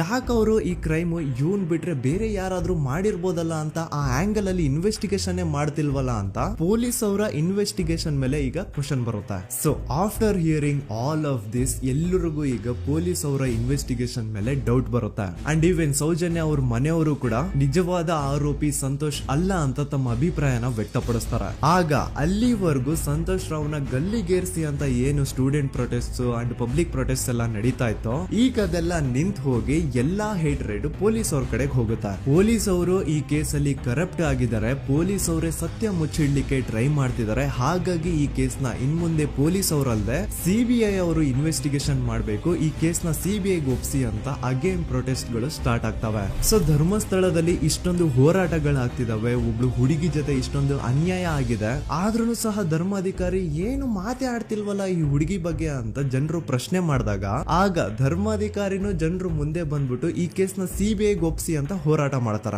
ನಂತರ ಈ ಒಂದು ಕೇಸು ಪೊಲೀಸ್ ಅವರಿಂದ ಸಿಬಿಐ ಕೈಗೆ ಹೋಗುತ್ತೆ. ಸಿಬಿಐ ಕೈಗೆ ಹೋಗಿದ ತಕ್ಷಣ ಇಲ್ಲೇನು ಸತ್ಯ ಹೊರಗ್ ಬಂದಿಲ್ಲ. ಆ ಸಿಬಿಐ ಅವರು 3-4 ವರ್ಷ ಟೈಮ್ ತಗೊಂಡು ಮತ್ತೆ ಈ ಒಂದು ಕೇಸ್ ನ ರೀ ಇನ್ವೆಸ್ಟಿಗೇಷನ್ ಮಾಡ್ತಾರ. ಆದ್ರೆ ಅಲ್ಲೇನು ಇನ್ವೆಸ್ಟಿಗೇಷನ್ ಮಾಡ್ಲಿಕ್ಕೆ ಉಳ್ದೇ ಇರಲ್ಲ. ಆ ಪೊಲೀಸ್ ಅವರು ಅವ್ರ ಕೈಯಲ್ಲಿ ಈ ಕೇಸು ಇದ್ದಷ್ಟು ದಿನ ಎಷ್ಟಾಗುತ್ತೋ ಅಷ್ಟು ಎವಿಡೆನ್ಸ್ ನ ಡಿಸ್ಟ್ರಾಯ್ ಮಾಡ್ಬಿಟ್ಟಿರ್ತಾರ. ಸೊ ಹಾಗಾಗಿ ಅಲ್ಲಿ ಸಿಬಿಐ ಅವ್ರಿಗೆ ಇನ್ವೆಸ್ಟಿಗೇಷನ್ ಮಾಡ್ಲಿಕ್ಕೆ ಏನ್ ಉಳ್ದೇ ಇರಲ್ಲ. ಆದ್ರೂ ಸ್ಟಿಲ್ ಅವರು 3-4 ಇಯರ್ಸ್ ಟೈಮ್ ತಗೊಂಡು ನಂತರ ಫೈನಲಿ ಒಂದು ರಿಪೋರ್ಟ್ ನ ಕೋರ್ಟ್ ಗೆ ಸಬ್ಮಿಟ್ ಮಾಡ್ತಾರ. ಅಂಡ್ ಸಿಬಿಐ ಅವರು ಕೋರ್ಟ್ ಗೆ ಸಬ್ಮಿಟ್ ಮಾಡಿರುವಂತಹ ಆ ಒಂದು ರಿಪೋರ್ಟ್ ಅಲ್ಲಿ ಏನಿತ್ತು ಅಂದ್ರೆ ಸಿಬಿಐ ಇನ್ವೆಸ್ಟಿಗೇಷನ್ ಕನ್ಫರ್ಮ್ಸ್ ದಟ್ ಈ ಒಂದು ಕ್ರೈಮ್ ನ ಸಂತೋಷ್ ರಾವೇ ಮಾಡಿದಾನೆ ಅಂತ. ಆದ್ರೆ ಐರೋನಿ ಈಸ್ ಇದೇ ಒಂದು ರಿಪೋರ್ಟ್ ಅಲ್ಲಿ ಇವ್ರು ಏನ್ ಹೇಳ್ತಾರೆ ಅಂದ್ರೆ ಅವ್ರಿಗೆ ಯಾವುದೇ ತರ ಎವಿಡೆನ್ಸ್ ಸಿಕ್ಕಿಲ್ಲ ಅಂತ. ಯಾಕಂದ್ರೆ ಈ ಸೌಜನ್ಯ ಕೇಸು ಪೊಲೀಸ್ ಅವ್ರ ಕೈಯಲ್ಲಿ ಇದ್ದಾಗ ಪೊಲೀಸ್ ಅವರು ತಮ್ಮ ನಿರ್ಲಕ್ಷ್ಯದಿಂದ ಎಲ್ಲಾ ಎವಿಡೆನ್ಸ್ ನ ಕಳ್ಕೊಂಡ್ಬಿಟ್ಟಿರ್ತಾರ. ಅಂತದ್ರಲ್ಲಿ ಯಾವ ಒಂದು ಆಧಾರದ ಮೇಲೆ ಇವರು ಸಂತೋಷ್ ರಾವೇ ಈ ಕ್ರೈಮ್ ನ ಮಾಡಿದ್ದಾರೆ ಅಂತ ಕ್ವಶನ್ ಮಾಡಿದಾಗ ಸಿಬಿಐ ಅವ್ರ ಕಡೆಯಿಂದ ನೋ ಆನ್ಸರ್. ನೋಡಿ, ಮೊದ್ಲು ಈ ಒಂದು ಕೇಸ್ ನ ಪೊಲೀಸ್ ಅವರು ಇನ್ವೆಸ್ಟಿಗೇಷನ್ ಮಾಡಿ ನಂತರ ಈ ಒಂದು ಕೇಸು ಸಿಬಿಐ ಅವ್ರ ಕೈಗೆ ಹೋಗಿ ಅವರು 3-4 ವರ್ಷ ಟೈಮ್ ತಗೊಂಡು ಇನ್ವೆಸ್ಟಿಗೇಷನ್ ಮಾಡಿ ದೆನ್ ಫೈನಲ್ ರಿಪೋರ್ಟ್ ನ ಕೋರ್ಟ್ ಗೆ ಸಬ್ಮಿಟ್ ಮಾಡೋಷ್ಟ್ರಲ್ಲಿ ಸುಮಾರು 5-6 ವರ್ಷ ಕಳೆದು ಹೋಗಿರುತ್ತೆ. ಅಂಡ್ ಸ್ಟಿಲ್ ಈ ಒಂದು ಕೇಸ್ ಅಲ್ಲಿ ಏನೂ ಕನ್ಕ್ಲೂಷನ್ ಸಿಕ್ಕಿರಲ್ಲ. ಎವ್ರಿ ಇಯರ್ ಸೌಜನ್ಯನ ಬರ್ತ್ಡೇ ಇದ್ದಾಗ ಅಥವಾ ತಿಥಿ ಇದ್ದಾಗ ಅವಳನ್ನ ನೆನೆಸ್ಕೊಂಡು ಅವಳ ಹೆಸರಲ್ಲಿ public protest and student protest ನಡೀತಾನೆ ಇರ್ತವೆ. ಸೊ ಒಂದು ದಿನ ಈ ಒಂದು ಪ್ರೊಟೆಸ್ಟ್ ಗಳ ನ್ಯೂಸ್ ಗಿರೀಶ್ ಮುಟ್ಟಣ್ಣನವರ ಗಮನಕ್ಕೆ ಬರುತ್ತೆ. ಯಾರೀ ಗಿರೀಶ್ ಮುಟ್ಟಣ್ಣನವರ ಅಂದ್ರೆ ಇವರು very honest X police man. ನೀವು ನಂಬಲ್ಲ, ಇವ್ರು ಪೊಲೀಸ್ ಆಫೀಸರ್ ಇದ್ದಾಗ ಪಬ್ಲಿಕ್ ಅಲ್ಲಿ ಒಬ್ಬ MLA ಹೊಡೆದಿರ್ತಾರ. ಅಷ್ಟೇ ಅಲ್ಲ, ಪೊಲೀಸ್ ಡಿಪಾರ್ಟ್ಮೆಂಟ್ ಅಲ್ಲಿ ಕರಪ್ಷನ್ ಇದೆ, ಕರಪ್ಷನ್ ಇದ್ದಿದ್ ಕಡೆ ನಾನ್ ಇರಲ್ಲ ಅಂತ ಹೇಳ್ಬಿಟ್ಟು ತಮ್ಮ ಪೊಲೀಸ್ ಡ್ಯೂಟಿನ ಬಿಟ್ಬಿಟ್ಟು ಈಗ ಸಮಾಜದಲ್ಲಿ ಏನೇ ಅನ್ಯಾಯ ಆಗಿದ್ರು ಅದ್ರ ಅಗೇನ್ಸ್ಟ್ ವಾಯ್ಸ್ ರೈಸ್ ಮಾಡ್ತಿದಾರ. ಸೊ ಈ ಗಿರೀಶ್ ಮುಟ್ಟಣ್ಣನವರಿಗೆ ಸೌಜನ್ಯ ಕೇಸ್ ಬಗ್ಗೆ ಗೊತ್ತಾದಾಗ ಅವ್ರಿಗೆ ಈ ಕೇಸು ತುಂಬಾನೇ ಕಾಡುತ್ತೆ. ಅಲ್ಲ, ಇಷ್ಟೊಂದು ವರ್ಷಗಳಾಗೋಯ್ತು ಆ ಹುಡುಗಿ ಜೊತೆ ಅನ್ಯಾಯ ಆಗಿ, ಸ್ಟಿಲ್ ಈ ಒಂದು ಕೇಸ್ ನ ಕನ್ಕ್ಲೂಷನ್ ಸಿಕ್ತಿಲ್ವಲ್ಲ, ಏನ್ ನಡೀತಿದೆ ಧರ್ಮಸ್ಥಳದಲ್ಲಿ ಅರ್ಥ ಆಗ್ತಿಲ್ವಲ್ಲ ಅಂತ ಈ ಗಿರೀಶ್ ಅವರು ತಮ್ಮ ಹಳೆ ಪೊಲೀಸ್ ಕಾಂಟ್ಯಾಕ್ಟ್ಸ್ ನ ಯೂಸ್ ಮಾಡ್ಕೊಂಡು ಆ ಸೌಜನ್ಯ ಕೇಸ್ ಫೈಲ್ ನ ಒಂದು ಕಾಪಿನ ತಮ್ಮ ಹತ್ರ ತರಿಸ್ಕೋತಾರ. ಆ ಒಂದು ಕೇಸ್ ಫೈಲ್ ಅಲ್ಲಿ ಸೌಜನ್ಯ ಬಗ್ಗೆ ಅಷ್ಟೇ ಅಲ್ಲದೆ ಸಂತೋಷ್ ರಾವ್ ಬಗ್ಗೆನೂ ಇನ್ಫಾರ್ಮೇಶನ್ ಇರುತ್ತೆ. ಅಂಡ್ ಗಿರೀಶ್ ಅವರು ಸಂತೋಷ್ ಬಗ್ಗೆ ಇರುವಂತಹ ಇನ್ಫಾರ್ಮೇಶನ್ ನೋಡ್ತಾ ಇರ್ಬೇಕಾದ್ರೆ ಅವರು ಒಂದು ವಿಷಯನ ನೋಟಿಸ್ ಮಾಡ್ತಾರ. ಅದೇನಂತಂದ್ರೆ ಪೊಲೀಸ್ ಅವರು ಸಂತೋಷ್ ರಾವ್ನ ಬರೀ ಸೌಜನ್ಯ ಕೇಸಲ್ಲಿ ಒಂದೇ ಫಿಟ್ ಮಾಡಿರಲ್ಲ, ಸೌಜನ್ಯ ಸಾಯೋಕ್ಕಿಂತ 20 ದಿನ ಹಿಂದೆ ಧರ್ಮಸ್ಥಳದಲ್ಲೇ ನಡೆದಿರುವಂತಹ ಒಂದು ಕ್ರೈಮ್ ಅಲ್ಲಿನೂ ಸಹ ಸಂತೋಷ್ ರಾವೇ ಆರೋಪಿ ಅಂತ ಮೆನ್ಷನ್ ಮಾಡಿರ್ತಾರ. ಸೊ ಸೌಜನ್ಯ ಕೇಸ್ ಬಿಟ್ಟು ಆ ಇನ್ನೊಂದು ಕೇಸ್ ಯಾವ್ದು, ಅದಕ್ಕೂ ಸಂತೋಷ್ಗೂ ಏನ್ ಸಂಬಂಧ, ಅದ್ರಲ್ಲಿ ಯಾಕೆ ಸಂತೋಷ್ನ ಪೊಲೀಸ್ ಅವರು ಫಿಟ್ ಮಾಡಿದ್ರು ಅಂತ ಪ್ರತಿಯೊಂದು ಹೇಳ್ತೀನಿ. ಆದ್ರೆ ನಾನಿಲ್ಲಿ ಯಾರ್ದೂನು ರಿಯಲ್ ನೇಮ್ಸ್ ನ ಬಳಸಲ್ಲ. ಯಾಕಂದ್ರೆ ಮುಂದೆ ಕೇಸಲ್ಲಿ ತುಂಬಾ ದೊಡ್ಡ ಪವರ್ಫುಲ್ ವ್ಯಕ್ತಿಗಳ ಹೆಸರುಗಳು ಬರ್ತವೆ. ಅಂಡ್ ನನ್ ವಿಡಿಯೋ ಯೂಟ್ಯೂಬ್ ಇಂದ ಡಿಲೀಟ್ ಆಗೋದು ನನ್ಗೆ ಇಷ್ಟ ಇಲ್ಲ. ಹಾಗಾಗಿ ನಾನಿಲ್ಲಿ ಯಾರ್ದೂನು ರಿಯಲ್ ನೇಮ್ಸ್ ನ ಬಳಸ್ತಿಲ್ಲ. ಬಟ್ ಯಾರ ಬಗ್ಗೆ ಹೇಳ್ತಿದ್ದೀನಿ ಅಂತ ಒಂದ್ ಸ್ವಲ್ಪ ನೀವೇ ಅರ್ಥ ಮಾಡ್ಕೊಳ್ಳಿ. ನೋಡಿ, ಧರ್ಮಸ್ಥಳದಲ್ಲಿ ಮಾಫಿಯಾ ಕೈಂಡ್ ಆಫ್ ನಡೆಸ್ತಿರುವಂತಹ ಒಂದು ವೆರಿ ಪವರ್ಫುಲ್ ಗೌಡ್ರು ಕುಟುಂಬ ಇದೆ. ಇವ್ರ ಹತ್ರ ಬೇಜನ್ ಆಸ್ತಿ, ಬೇಜನ್ ದುಡ್ಡು, ಬೇಜನ್ ಪವರ್, ಬೇಜನ್ ಇನ್ಫ್ಲೂಯೆನ್ಸ್ ಎಲ್ಲಾನು ಇದೆ. ಆ ಊರಲ್ಲಿ ಈ ಗೌಡ್ರು ಕುಟುಂಬದ್ದು ಎಷ್ಟೊಂದು ಕಂಟ್ರೋಲ್ ಇದೆ ಅಂತಂದ್ರೆ ಅವ್ರನ್ನ ಎದುರು ಹಾಕೊಳ್ಳೋರೆ ಯಾರು ಇಲ್ಲ. ಅಂಡ್ ಈ ಒಂದು ಗೌಡ್ರು ಕುಟುಂಬ ಒಂದು ಪ್ರೈವೇಟ್ ಟ್ರಸ್ಟ್ ಹೆಸರಲ್ಲಿ ಒಂದು ವೆರಿ ಪಾಪ್ಯುಲರ್ ದೇವಸ್ಥಾನನ ಸುಮಾರು ವರ್ಷಗಳಿಂದ ತಲೆ ಮಾರುಗಳಿಂದನೂ ನಡ್ಸ್ಕೊಂಡ್ ಬಂದಿರ್ತಾರ. ಅದೇ ಒಂದು ದೇವಸ್ಥಾನದಲ್ಲಿ 60 ವರ್ಷ ವಯಸ್ಸಾಗಿರುವಂತಹ ನಾರಾಯಣ ಅನ್ನೋ ಒಬ್ಬ ವ್ಯಕ್ತಿ ಮಾವುತನಾಗಿ ಕೆಲಸ ಮಾಡ್ತಿರ್ತಾನೆ. ನಾರಾಯಣ ಅವ್ರ ತಂದೆನೂ ಅದೇ ದೇವಸ್ಥಾನದಲ್ಲಿ ಮಾವುತಾಗಿ ಕೆಲಸ ಮಾಡ್ತಾ ಇದ್ರು, ಅವ್ರ ತಂದೆನೂ ಅದೇ ದೇವಸ್ಥಾನದಲ್ಲಿ ಮಾವುತಾಗಿ ಕೆಲಸ ಮಾಡ್ತಾ ಇದ್ರು. ಸೊ ಹೀಗೆ ತಲೆ ಮಾರುಗಳಿಂದ ಮಾವುತ ಆಗಿನೇ ನಾರಾಯಣನ ಕುಟುಂಬ ಆ ಒಂದು ದೇವಸ್ಥಾನದಲ್ಲಿ ಕೆಲಸ ಮಾಡ್ತಾ ಇರುತ್ತೆ. ಸೊ ಒಮ್ಮೆ ತುಂಬಾ ವರ್ಷಗಳ ಹಿಂದೆ ನಾರಾಯಣ ಅವ್ರ ತಂದೆ ಆ ದೇವಸ್ಥಾನದಲ್ಲಿ ಮಾವುತಾಗಿ ಕೆಲಸ ಮಾಡ್ತಾ ಇರ್ಬೇಕಾದ್ರೆ ಆಗಿನ ದೇವಸ್ಥಾನದ ಧರ್ಮಾಧಿಕಾರಿ ಆ ಮಾವುತನ ಕೆಲ್ಸದ ಮೇಲೆ ಇರುವಂತಹ ನಿಷ್ಠೆ, ಅವನ ನಿಯತ್ತು ಅಂಡ್ ತಲೆಮಾರುಗಳಿಂದ ಅವರು ದೇವಸ್ಥಾನಕ್ಕೆ ಸಲ್ಲಿಸ್ತಿರುವಂತಹ ಸೇವೆನ ಮೆಚ್ಚಿ ಆ ಧರ್ಮಾಧಿಕಾರಿ ಆ ನಾರಾಯಣ ಅವ್ರ ತಂದೆ ಆ ಮಾವುತನಿಗೆ ಒಂದು ಜಮೀನ್ ಕೊಡ್ತಾರೆ ಆಸ್ ಎ ಗಿಫ್ಟ್ ಆಗಿ. ಸೊ ಈಗ ಫ್ಲಾಶ್ ಬ್ಯಾಕ್ ಇಂದ ಒಂದ್ ಸ್ವಲ್ಪ ಮುಂದೆ ಬರುವ 2010-11ರಲ್ಲಿ ಯಾವೊಂದು ಜಮೀನ್ ಆಗಿನ ಧರ್ಮಾಧಿಕಾರಿ ನಾರಾಯಣ ಅವ್ರ ತಂದೆಗೆ ಆಸ್ ಎ ಗಿಫ್ಟ್ ಆಗಿ ಕೊಟ್ಟಿದ್ರು, ಈಗ ನಾರಾಯಣ ಅವ್ರ ತಂದೆ ಸತ್ ಹೋಗಿ ಆ ಒಂದು ಜಮೀನು ನಾರಾಯಣ ಹೆಸರಿಗೆ ಆಗಿರುತ್ತೆ. ಅಂಡ್ ಆಗಷ್ಟೇ ಗೊತ್ತಾಗುತ್ತೆ ಆ ಜಮೀನ್ ವೆರಿ ಆಪೋಸಿಟ್ ಒಂದು ದೊಡ್ಡ ಹೈವೇ ಬರ್ತಿದೆ ಅಂಡ್ ಅದರಿಂದ ಜಮೀನ ರೇಟು 10 ಪಟ್ಟು ಜಾಸ್ತಿ ಆಗುತ್ತೆ ಅಂತ. ಸೊ ಈ ವಿಷಯ ಗೊತ್ತಾಗಿ ನೋಡಿ ದಾನ ಮಾಡದಂತಹ ಧರ್ಮಾಧಿಕಾರಿ ಅಂತೂ ಸತ್ ಹೋದ್ರು, ಆದ್ರೆ ಅವ್ರ ಮುಂದಿನ ಪೀಳಿಗೆ ಅವ್ರಿಗೆ ಈ ಜಮೀನ್ ಮೇಲೆ ಕಣ್ಬಿದ್ದು ನಾರಾಯಣ ಅವ್ರ ಹತ್ರ ಆ ಜಾಗನ ವಾಪಸ್ ಕೇಳ್ತಾರ. ಆದ್ರೆ ನಾರಾಯಣ ಕೊಡಲ್ಲ. ಇಲ್ಲ ನಾನ್ ಯಾಕೆ ಕೊಡ್ಲಿ, ನಮ್ ತಂದೆಯಿಂದ ಸಿಕ್ಕಿರುವಂತಹ ಜಮೀನ್ ಇದು, ನಮ್ ತಂದೆಯ ಕೊನೆ ಗುರುತು ಇದು ನನ್ನ ಹತ್ರ ಇರೋದು, ಸೊ ಇದನ್ನ ನಾನು ಯಾವುದೇ ಕಾರಣಕ್ಕೂ ಬಿಟ್ಕೊಡಲ್ಲ ಅಂತ ಆ ಗೌಡ್ರು ಕುಟುಂಬನ ನಾರಾಯಣ ಎದುರು ಹಾಕೋತಾರ. ಆಗ ಗೌಡ್ರು ಕುಟುಂಬದವ್ರಿಗೆ ಕೋಪ ಬಂದು ಅವ್ರೇನ್ ಮಾಡ್ತಾರೆ ಅಂದ್ರೆ ನಾರಾಯಣ ಮನೆಗೆ ನೀರಿನ ಸಪ್ಲೈ ಇರುತ್ತಲ್ವಾ ಅದನ್ನ ಬಂದ್ ಮಾಡ್ತಾರ, ಎಲೆಕ್ಟ್ರಿಸಿಟಿ ಸಪ್ಲೈನು ಕಟ್ ಆಫ್ ಮಾಡ್ತಾರ, ಊರಲ್ಲಿರುವಂತಹ ಎಲ್ಲಾ ಚರಂಡಿಗಳನ್ನ ಕ್ಲೀನ್ ಮಾಡಿ ಆ ಕಸ ಏನಿರುತ್ತೋ ಅದನ್ನ ತಂದು ನಾರಾಯಣ ಮನೆ ಮುಂದೆ ಹಾಕ್ತಾರ. ಇಷ್ಟೇ ಅಲ್ಲ, ನಾರಾಯಣ ಅವ್ರ ಹೆಂಡತಿ ಮಕ್ಕಳು ಎಲ್ಲಾದ್ರೂ ಆಚೆ ಹೋಗ್ತಾ ಬರ್ತಾ ಇದ್ರೆ ಅವ್ರನ್ನ ಕೆಟ್ಟದಾಗ ಬೈಯೋದು, ಹೊಡ್ಕೊಳ್ಳೋದು, ಬಡ್ಕೊಳ್ಳೋದೆಲ್ಲ ಮಾಡ್ತಿರ್ತಾರ. ಇಷ್ಟೆಲ್ಲ ಆಗ್ತಾ ಇದ್ರು ಸ್ಟಿಲ್ ನಾರಾಯಣ ಮಾತ್ರ ಆ ಜಾಗನ ಬಿಟ್ಕೊಡಲ್ಲ. ಆ ಜಾಗದ್ಗೋಸ್ಕರ ನೀನ್ ಬೇಕಿದ್ರೆ ಇದನ್ನೆಲ್ಲ ಸಹಿಸ್ಕೊಂಡಿರಪ್ಪ, ನಮ್ ಕೈಲಂತೂ ಆಗಲ್ಲ ಅಂತ ನಾರಾಯಣನ ಹೆಂಡತಿ ಮಕ್ಕಳು ಅವನ್ನ ಬಿಟ್ಟು ಬೇರೆ ಊರಿಗೆ ಹೋಗ್ಬಿಡ್ತಾರ. ಈಗ ಮನೆಯಲ್ಲಿ ನಾರಾಯಣ ಅಂಡ್ 45 ವರ್ಷ ವಯಸ್ಸಿರುವಂತಹ ನಾರಾಯಣ ಅವ್ರ ತಂಗಿ ಯಮುನಾ ಅವ್ರು ಮಾತ್ರ ಇಬ್ರೇ ಇರ್ತಾ ಇದ್ರು. ಸೊ ಒಂದೊಳ್ಳೆ ಅವಕಾಶ ನೋಡ್ಕೊಂಡು 21 ಸೆಪ್ಟೆಂಬರ್ 2012 ಮನೆಯಲ್ಲಿ ನಾರಾಯಣ ಹಾಗೂ ಯಮುನಾ ಇರ್ಬೇಕಾದ್ರೆ ಯಾರೋ ಮನೆ ಒಳಗಡೆ ನುಗ್ಗಿ ನಾರಾಯಣನ್ಗೆ ಹೊಡೆದು ಯಮುನಾಗೂ ಸಹ ಹೊಡೆದು ನಂತರ ಅವಳು ಮಾಡಿ ದೆನ್ ನಾರಾಯಣ ಹಾಗೂ ಯಮುನನ ತಲೆನ ಒಂದು ರುಬ್ಬಗುಂಡಿಂದ ಚಚ್ಚಿ ಸಾಯಿಸ್ಬಿಡ್ತಾರ. ಈ ಕೊಲೆ ಆಗಿದ್ದು ಕಳ್ಳತನಗೋಸ್ಕರ ಅಂತ ಪೊಲೀಸ್ ಅವರು ತಮ್ಮ ರಿಪೋರ್ಟ್ ಅಲ್ಲಿ ಬರೀತಾರ. ಆದ್ರೆ ಪಾಯಿಂಟ್ ಏನ್ ಗೊತ್ತಾ, ಆ ಮನೇಲಿ ಒಂದ್ ಸ್ವಲ್ಪನೂ ಹಣ ಆಗ್ಲಿ ಅಥವಾ ಬಂಗಾರ ಆಗ್ಲಿ ಕಳ್ಳತನ ಆಗಿರಲ್ಲ. ಕಳ್ಳತನ ಆಗಿರೋದು ಕೇವಲ ಆ ಮೇನ್ ರೋಡ್ ಅಲ್ಲಿ ಇದ್ದಂತಹ ಪ್ರಾಪರ್ಟಿ ಪೇಪರ್ಸ್. ಎಂತ ಕೋಇನ್ಸಿಡೆನ್ಸ್ ನೋಡಿ, ಯಾವ ಒಂದು ಜಮೀನಿನ ಪತ್ರ ನಾರಾಯಣ ಮನೆಯಿಂದ ಕಳ್ಳತನ ಆಗಿದ್ವೋ ಅದೇ ಒಂದು ಜಮೀನಲ್ಲಿ 10 ವರ್ಷ ಆದ ನಂತರ ಒಂದು ದೊಡ್ಡ ಹೋಟೆಲ್ ಸ್ಥಾಪನೆ ಆಗುತ್ತೆ ಅಂಡ್ ಆ ಹೋಟೆಲ್ ನ ಇನಾಗ್ರೇಷನ್ ಗೆ ಚಿಕ್ಕ ಗೌಡ್ರು ಬರ್ತಾರ. ಸೊ ಈಗೇನು ನಾರಾಯಣ ಹಾಗೂ ಯಮುನನ ಕೊಲೆ ಆಗಿದ್ಯೋ ಇದಾಗಿದ್ದು 20 ದಿನ ಆದ್ಮೇಲೆ ಸೌಜನ್ಯ ಜೊತೆ ಅಂತ ನಿರ್ದಯ ಘಟನೆ ಆಗಿದ್ದು. ಸೊ ಪೊಲೀಸ್ ಅವರು ಸೌಜನ್ಯ ಕೇಸ್ ಅಲ್ಲಿ ಸಂತೋಷ್ ರಾವ್ನ ಫಿಟ್ ಮಾಡೋದಲ್ದೆ ಈ ಒಂದು ನಾರಾಯಣ ಹಾಗೂ ಯಮುನಾ ಕೇಸ್ ಅಲ್ಲೂ ಸಹ ಸಂತೋಷ್ ರಾವ್ನೆ ಫಿಟ್ ಮಾಡಿರ್ತಾರ. ಇಲ್ಲಿ ಡೇಟ್ಸ್ ನ ಸ್ವಲ್ಪ ನೆನ್ಪಿಟ್ಕೊಳ್ಳಿ. ನಾರಾಯಣ ಹಾಗೂ ಯಮುನನ ಕೊಲೆ ಆಗಿದ್ದು 21 ಸೆಪ್ಟೆಂಬರ್ 2012 ಅಂಡ್ ಸಂತೋಷ್ ರಾವ್ ಧರ್ಮಸ್ಥಳಕ್ಕೆ ಬಂದಿದ್ದು 9 ಅಕ್ಟೋಬರ್ 2012, 20 ದಿನ ಆದ್ಮೇಲೆ. ಸೊ ನಾರಾಯಣ ಹಾಗೂ ಯಮುನನ ಕೊಲೆ ಆದಾಗ ಊರಲ್ಲೇ ಇಲ್ದೆ ಎಲ್ಲೋ ಶೃಂಗೇರಿಯಲ್ಲಿ ಯಾವುದೋ ಒಂದು ಹೋಟೆಲ್ ಅಲ್ಲಿ ಕೆಲಸ ಮಾಡ್ತಿದ್ದಂತಹ ಸಂತೋಷ್ ರಾವ್ ಹೇಗೆ ಈ ಒಂದು ಕೇಸಲ್ಲಿ ಆರೋಪಿ ಆಗ್ತಾನೆ? ಸೊ ಇದೇ ಒಂದು ಪಾಯಿಂಟ್ ನ ನೋಟಿಸ್ ಮಾಡಿ ಗಿರೀಶ್ ಮುಟ್ಟಣ್ಣನವರು ಧರ್ಮಸ್ಥಳಕ್ಕೆ ಬಂದು ಸಂತೋಷ್ ನ ಲಾಯರ್ ಜೊತೆ ಡಿಸ್ಕಸ್ ಮಾಡ್ತಾರ. ದೆನ್ ಫೈನಲಿ ಏನೋ ತಪ್ಪು ಮಾಡದೆ ಸುಳ್ಳು ಆರೋಪಗಳಿಂದ ಕರಪ್ಟ್ ಪೊಲೀಸ್ ಆಫೀಸರ್ಸ್ ನ ಮಿಸ್ಲೀಡಿಂಗ್ ಇನ್ವೆಸ್ಟಿಗೇಷನ್ ಇಂದ ಸಂತೋಷ್ ರಾವ್ ತನ್ನ ಜೀವನದ 8-10 ವರ್ಷನ ಜೈಲಲ್ಲಿ ಕಳೆದು ಫೈನಲಿ ರಿಲೀಸ್ ಆಗ್ತಾನೆ. ಒಂಥರ ಈ ಕೇಸಿಂದ ಸಂತೋಷ್ ರಾವ್ನ ಇಡೀ ಲೈಫ್ ಸ್ಪಾಯ್ಲ್ ಆಗೋಯ್ತು. ಈಗ ಸಂತೋಷ್ ರಾವ್ ರಿಯಲ್ ಆರೋಪಿ ಅಲ್ಲ ಅಂತ ಕೋರ್ಟ್ ಅಲ್ಲಿ ಪ್ರೂವ್ ಆಯ್ತು. ಹಾಗಿದ್ರೆ ರಿಯಲ್ ಆರೋಪಿ ಯಾರು? ಪೊಲೀಸ್ ಅವರು ಯಾಕೆ ಕೇಸಲ್ಲಿ ಇಷ್ಟೊಂದು ಅನ್ಫೇರ್ ಇನ್ವೆಸ್ಟಿಗೇಷನ್ ಮಾಡಿದ್ರು? ಯಾರ ರಿಯಲ್ ಹೆಸರನ್ನ ಮುಚ್ಚಿಡ್ಲಿಕ್ಕೆ ಪೊಲೀಸ್ ಆಫೀಸರ್ಸ್ ಈ ಒಂದು ಕೇಸಲ್ಲಿ ಸಂತೋಷ್ ರಾವ್ನ ಸಿಗ್ಹಾಕ್ಸಿದ್ರು? ಇದೆಲ್ಲ ಥಿಂಕ್ ಮಾಡ್ತಾ ಹೋದ್ರೆ ನೋಡಿ ಆ ಊರಲ್ಲಿ ಆ ಪೊಲೀಸ್ ಆಫೀಸರ್ಸ್ ಗೆ ಲಂಚ ಕೊಡೋಷ್ಟು, ಒಂದು ಪೊಲೀಸ್ ಇನ್ವೆಸ್ಟಿಗೇಷನ್ ನ ಸ್ಟಾಪ್ ಮಾಡೋಷ್ಟು ಅಥವಾ ಇನ್ವೆಸ್ಟಿಗೇಷನ್ ನ ಮಿಸ್ಲೀಡ್ ಮಾಡೋಷ್ಟು ಇನ್ಫ್ಲೂಯೆನ್ಸ್ ಆಗ್ಲಿ, ಪವರ್ ಆಗ್ಲಿ ಅಥವಾ ಮನಿ ಆಗ್ಲಿ ಊರಿನ ಗೌಡ್ರು ಹತ್ರ ಮಾತ್ರ ಇದ್ದಿದ್ದು. ಸೊ ಈಗ ಸಂಶಯದ ಮುಳ್ಳು ಗೌಡ್ರು ಕಡೆ ತಿರುಗುತ್ತಾ ನೋಡಿ. ಪೊಲೀಸ್ ಅವರು ಸುಮ್ನೆ ಸಂತೋಷ್ ರಾವ್ನ ನಾರಾಯಣ ಹಾಗೂ ಯಮುನಾ ಕೇಸಲ್ಲಿ ಫಿಟ್ ಮಾಡಿದ್ರು. ಈಗ ಆ ಒಂದು ಕೊಲೆ ಪ್ರಕರಣಕ್ಕೂ ಸಂತೋಷ್ ರಾವ್ಗೂ ಏನು ಸಂಬಂಧನ ಇರ್ಲಿಲ್ಲ. ಹಂಗೆ ಥಿಂಕ್ ಮಾಡಿ ನಾರಾಯಣ ಸತ್ರೆ ಅಥವಾ ಅವನ ತಂಗಿ ಯಮುನಾ ಸತ್ರೆ ಯಾರಿಗ ಅಡ್ವಾಂಟೇಜ್ ಆಗುತ್ತೆ? ಊರಿನ ಗೌಡ್ರಿಗೆ, ಯಾಕಂದ್ರೆ ಅವ್ರಿಗೆ ಜಮೀನ್ ಸಿಗುತ್ತಾ. ಸೊ ಈಗ ನಾರಾಯಣ ಹಾಗೂ ಯಮುನಾ ಕೇಸಲ್ಲಿ ಸಂತೋಷ್ ರಾವ್ ಆರೋಪಿ ಅಲ್ಲ ಅಂತ ಪ್ರೂವ್ ಆದ್ಮೇಲೆ ಹಾಗಿದ್ರೆ ಆ ಕೊಲೆ ಮಾಡದವ್ರು ಯಾರು ಅಂತ ಹಾಗೆ ಥಿಂಕ್ ಮಾಡಿದ್ರೆ ಗಿರೀಶ್ ಮುಟ್ಟಣ್ಣನವರಿಗೆ ಆ ಊರಿನ ಗೌಡ್ರ ಮೇಲೆ ಡೌಟ್ ಬರುತ್ತೆ. ಅದೇ ಒಂದು ಡೌಟ್ ಅಲ್ಲಿ ಗಿರೀಶ್ ಮುಟ್ಟಣ್ಣನವರು ಮಹೇಶ್ ತಿಮ್ರೊಡ್ಡಿ ಅಂತ ಇನ್ನೊಬ್ರ ಜೊತೆ ಸೇರ್ಕೊಂಡು ಈ ಹಿಂದೆ ಆ ಒಂದು ಊರಲ್ಲಿ ಆ ಧರ್ಮಸ್ಥಳದಲ್ಲಿ ಈ ಊರಿನ ಗೌಡ್ರು ಯಾವ್ದಾವ್ದೆಲ್ಲ ಕ್ರೈಮ್ ಗಳು ಮಾಡಿದಾರೆ ಅಂತ ಊರಿನ ಜನರಿಂದ ತಿಳ್ಕೊತಾರ. ನಂತರ ಆ ಊರಿನ ಜನ ಯಾವ್ದಾವ್ದೆಲ್ಲ ಮ್ಯಾಟರ್ಸ್ ಹೇಳಿದ್ರು ಆ ಕೇಸ್ ಫೈಲ್ಸ್ ನೆಲ್ಲ ತಿರುಗಿಸಿ ಮುರುಗಿಸಿ ನೋಡಿದಾಗ ನೀವು ನಂಬಲ್ಲ, ಸೌಜನ್ಯ ಕೇಸ್ ಏನೇನು ಅಲ್ಲ, ಅದಕ್ಕಿಂತ ಭೀಕರ ಕೊಲೆಗಳು ಧರ್ಮಸ್ಥಳದಲ್ಲಿ ಆಗಿವೆ ಅಂಡ್ ಎಲ್ಲಾ ಕೊಲೆಗಳ ಹಿಂದೆ ಗೌಡ್ರು ಕುಟುಂಬದ್ದೇ ಕೈ ಇದೆ ಅಂತ ಎದ್ದು ಕಾಣಿಸುತ್ತೆ. 1977 ವೇದಾವಲ್ಲಿ ಕೇಸ್. ಧರ್ಮಸ್ಥಳ ಹತ್ತಿರ SDM ಪ್ರೈಮರಿ ಅಂಡ್ ಹೈಸ್ಕೂಲ್ ಅಂತ ಒಂದು ಸ್ಕೂಲ್ ಇರುತ್ತೆ. ಅಂಡ್ ಈ ಒಂದು ಪ್ರೈವೇಟ್ ಸ್ಕೂಲ್ ಬೇರೆ ಯಾರ್ದು ಅಲ್ಲ, ಆ ಗೌಡ್ರ ಕುಟುಂಬದ್ದೇ. ಈ ಸ್ಕೂಲ್ ಅಲ್ಲಿ 1977 ಅಲ್ಲಿ ವೇದಾವಲ್ಲಿ ಅಂತ ಒಬ್ರು ಟೀಚರ್ ವರ್ಕ್ ಮಾಡ್ತಿರ್ತಾರ.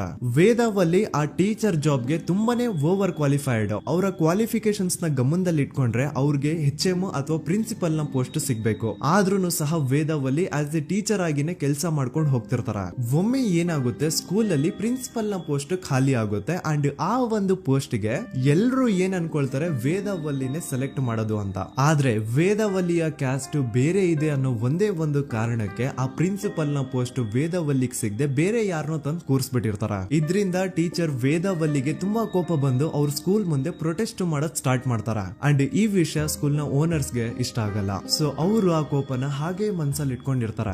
ಒಮ್ಮೆ ಏನಾಗುತ್ತೆ, ಸ್ಕೂಲ್ ರಜೆ ಇರುತ್ತೆ, ವೇದಾವಲ್ಲಿ ಮನೇಲಿ ಇರ್ತಾರ ಅಂಡ್ ಅವ್ರ ಹಸ್ಬೆಂಡ್ ಡಾಕ್ಟರ್ ಅರಳೆ ಅವ್ರಿಗೆ ಯಾವ್ದೋ ಬೇರೆ ಊರಲ್ಲಿ ಒಂದು ಕಾಲೇಜ್ ಅಲ್ಲಿ ಸೆಮಿನಾರ್ ಏನೋ ಇರುತ್ತೆ. ಸೊ ಅವರು ಅಲ್ಲಿಗೆ ಹೋಗಿರ್ತಾರೆ. ಈಗ ಮನೇಲಿ ಇರೋದು ವೇದಾವಲ್ಲಿ ಒಂದೇ. ಇದೇ ಒಂದು ಅವಕಾಶನ ನೋಡ್ಕೊಂಡು ಯಾರೋ ವೇದಾವಲ್ಲಿ ಅವ್ರ ಮನೆಗ್ ನುಗ್ಗಿ ವೇದಾವಲ್ಲಿಗೆ ಹೊಡೆದು ನಂತರ ಅವ್ರನ್ನ ಜೀವಂತವಾಗಿ ಸುಟ್ಬಿಡ್ತಾರ. ಸ್ವಲ್ಪ ಹೊತ್ತು ನಂತರ ರಾತ್ರಿ ಆಗ್ತಿದ್ದಂಗೆ ಡಾಕ್ಟರ್ ಅರಳೆ ಅವರು ಮನೆಗೆ ವಾಪಸ್ ಬರ್ತಾರೆ ಅಂಡ್ ಮನೆ ಒಳಗಡೆ ಬಂದ್ ನೋಡಿದ್ರೆ ವೇದಾವಲ್ಲಿ ಅವರು ಸತ್ ಹೋಗಿ ಅವರ ಬಾಡಿ ಸುಟ್ ಹೋಗಿ ನೆಲದ ಮೇಲೆ ಬಿದ್ದಿದೆ. ಹೆಂಡತಿನ ಕಳ್ಕೊಂಡಿರುವಂತಹ ದುಃಖನ ಸೈಡ್ಗೆ ಇಟ್ಟು ಡಾಕ್ಟರ್ ಅರಳೆ ಅವರು ಮೊದ್ಲು ಪೊಲೀಸ್ ಸ್ಟೇಷನ್ ಹೋಗ್ಬಿಟ್ಟು ನಮ್ ಮನೆಗೆ ನಾನ್ ಇಲ್ದೇ ಇರುವಂತಹ ಸಮಯನ ನೋಡ್ಕೊಂಡು ಯಾರೋ ಮನೆ ಒಳಗಡೆ ನುಗ್ಗಿ ನನ್ನ ಹೆಂಡತಿನ ಹೊಡೆದು ನಂತರ ಅವಳನ್ನ ತುಂಬಾ ಭೀಕರವಾಗಿ ಸಾಯಿಸಿದರೆ ಅಂತ ಪೊಲೀಸ್ ಅವ್ರಿಗೆ ರಿಪೋರ್ಟ್ ಕೊಡಕ್ ಹೋದ್ರೆ ಅಲ್ಲಿ ಪೊಲೀಸ್ ಅವರು ಉಲ್ಟಾ ಡಾಕ್ಟರ್ ಅರಳೆ ಮೇಲೆನೆ FIR ಬರ್ದು ನೀನೇ ನಿನ್ ಹೆಂಡತಿನ ಸಾಯಿಸಿದ್ಯಾ, ನಾಟಕ ಮಾಡಬೇಡ ಅಂತ ಅವ್ರನ್ನೇ ಅರೆಸ್ಟ್ ಮಾಡ್ಬಿಡ್ತಾರ. ನಂತರ 2-3 ವರ್ಷ ಜೈಲಲ್ಲೇ ಇದ್ದು ಡಾಕ್ಟರ್ ಅರಳೆ ಅವರು ತಮ್ಮ ಫ್ರೆಂಡ್ಸ್ ಅಂಡ್ ಫ್ಯಾಮಿಲಿ ಮೂಲಕ ಎವಿಡೆನ್ಸ್ ನೆಲ್ಲ ಕಲೆಕ್ಟ್ ಮಾಡಿಸಿ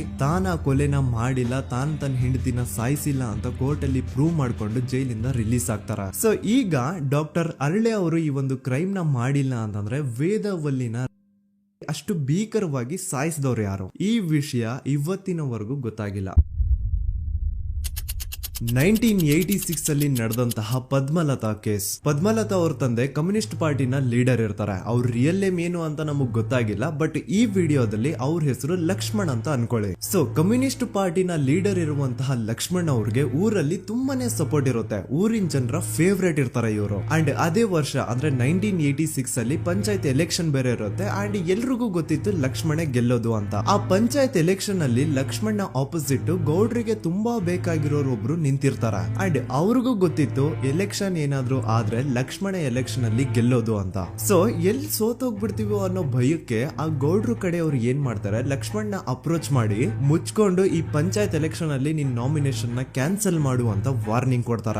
ಆದ್ರೆ ಲಕ್ಷ್ಮಣ್ ಅವರು ಅಂಜದೆ ನೀವ್ ಏನ್ ಮಾಡ್ತಿರೋ ಮಾಡ್ಕೊಳ್ರಿ, ಆದ್ರೆ ನಾನ್ ಮಾತ್ರ ನಾಮಿನೇಷನ್ ನ ಕ್ಯಾನ್ಸಲ್ ಮಾಡಲ್ಲ ಅಂತ ಆ ಗೌಡ್ರು ಕುಟುಂಬನ ಎದುರು ಹಾಕೋತಾರ. ದೆನ್ ಎಂತ ಕೋಇನ್ಸಿಡೆನ್ಸ್ ನೋಡಿ, ನೆಕ್ಸ್ಟ್ ಡೇನೆ ಲಕ್ಷ್ಮಣ್ ಅವ್ರ ಮಗಳು ಪದ್ಮಲತಾ ಕಿಡ್ನಾಪ್ ಆಗ್ತಾಳ.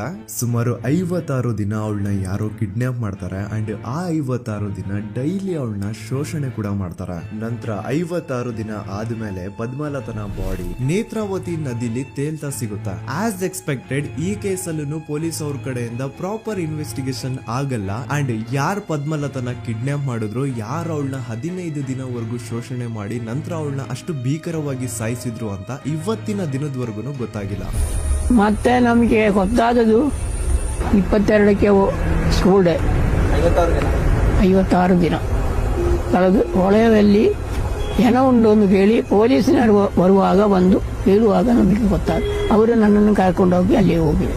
ಇನ್ನೊಂದು ಲಾಸ್ಟ್ ಕೇಸ್ ಇದೆ, ಇದು ಅರ್ಲಿ 2000 ಅಲ್ಲಿ ನಡೆದಿರೋದು. ಇವ್ರದ್ದು ಅಷ್ಟಾಗಿ ಡೀಟೇಲ್ಸ್ ನಾನು ಹೇಳಲ್ಲ, ಜಸ್ಟ್ ಮೇಲ್ ಹೇಳ್ತೀನಿ. 2000 ಇಸ್ವಿಯಲ್ಲಿ ಧರ್ಮಸ್ಥಳದಲ್ಲಿ 2 ಫಿನಾನ್ಸ್ ಬ್ಯಾಂಕ್ ಇರ್ತಾವೆ. ಒಂದು ಅಗೇನ್ ರಿಯಲ್ ನೇಮ್ ತಗೊಳ್ಳೋದು ಬೇಡ, ಲೈಕ್ ಜಸ್ಟ್ ಸಹಕಾರ ಗ್ರಾಮೀಣ ಬ್ಯಾಂಕ್ ಅನ್ಕೊಳ್ಳಿ. ಅಂಡ್ ಇನ್ನೊಂದು ಬಂದ್ಬಿಟ್ಟು SDM ಫೈನಾನ್ಸ್ ಪ್ರೈವೇಟ್ ಲಿಮಿಟೆಡ್. ಈ SDM ಫೈನಾನ್ಸ್ ಪ್ರೈವೇಟ್ ಲಿಮಿಟೆಡ್ ಬಂದು ಗೌಡ್ರು ಕುಟುಂಬ ಅವ್ರಿಗೆ ಸೇರಿದ್ದು. ಆ ಕಡೆ ಇವ್ರ ಆಪೋಸಿಟ್ ಏನದು ಗ್ರಾಮೀಣ ಬ್ಯಾಂಕ್ ಇತ್ತು, ಅದರಲ್ಲಿ ಒಬ್ಬ ಮ್ಯಾನೇಜರು ಬಡವ್ರಿಗೆ ಸಹಾಯ ಆಗ್ಲಿ ರೈತರಿಗೆ ಸಹಾಯ ಆಗ್ಲಿ ಅಂತ ತುಂಬಾ ಕಡಿಮೆ ಬಡ್ಡಿಗೆ ಲೋನ್ ಕೊಡ್ತಿರ್ತಾನೆ. ಇದ್ರಿಂದಾಗಿ ಧರ್ಮಸ್ಥಳದಲ್ಲಿ ಆಲ್ಮೋಸ್ಟ್ ಎಲ್ಲಾ ಕಸ್ಟಮರ್ಸ್ ಆ ಗ್ರಾಮೀಣ ಬ್ಯಾಂಕ್ ಕಡೆಗೆ ಹೋಗ್ತಿರ್ತಾರೆ.